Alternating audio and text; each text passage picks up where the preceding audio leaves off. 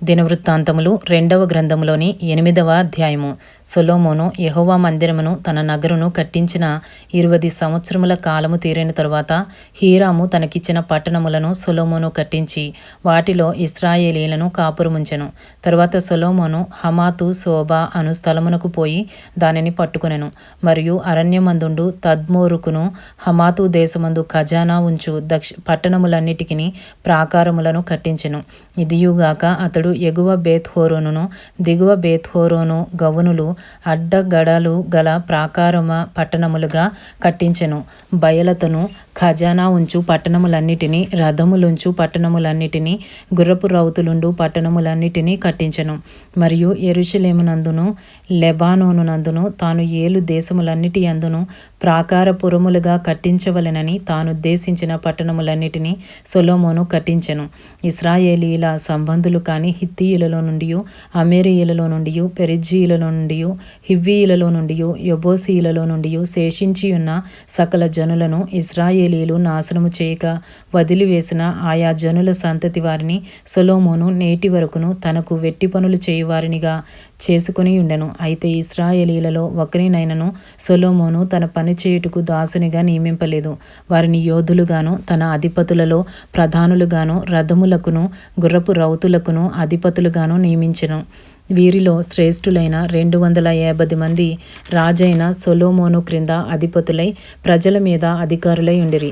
ఇశ్రాయేలీయుల రాజైన దావీదు నగరునందు నా భార్య నివాసము చేయవలదు, యెహోవా మందసమున్న స్థలములు ప్రతిష్ఠితములు అని చెప్పి సొలొమోను ఫరో కుమార్తెను దావీదు పట్టణము నుండి తాను ఆమె కొరకు కట్టించిన నగరునకు రప్పించెను. అది మొదలుకొని సొలొమోను తాను మంటపము ఎదుట కట్టించిన యెహోవా బలిపీఠం మీద దహనబలులు అర్పించుచూ వచ్చెను. అతడు అనుదిన నిర్ణయము చొప్పున మోషే ఇచ్చిన ఆజ్ఞను బట్టి విశ్రాంతి దినముల యందును అమావాస్యల యందును నియామక కాలముల యందును సంవత్సరమునకు ముమ్మారు జరుగు పండుగల యందును అనగా పులియని రొట్టెల పండుగ యందును వారముల పండుగ యందును పర్ణశాలల పండుగ యందును యెహోవాకు దహన బలులు అర్పించుచూ వచ్చెను.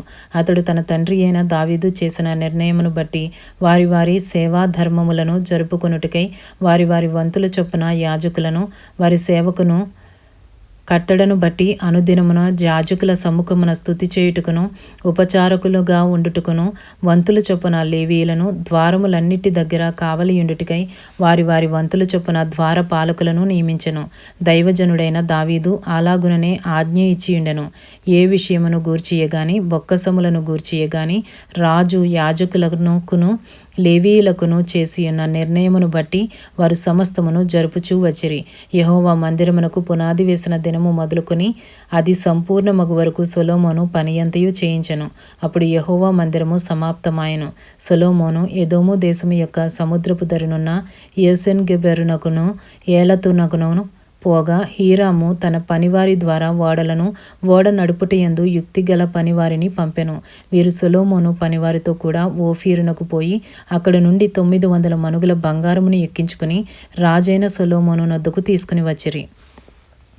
దినవృత్తాంతములు 2వ గ్రంథములోని 8వ అధ్యాయము పూర్తి చేయబడినది.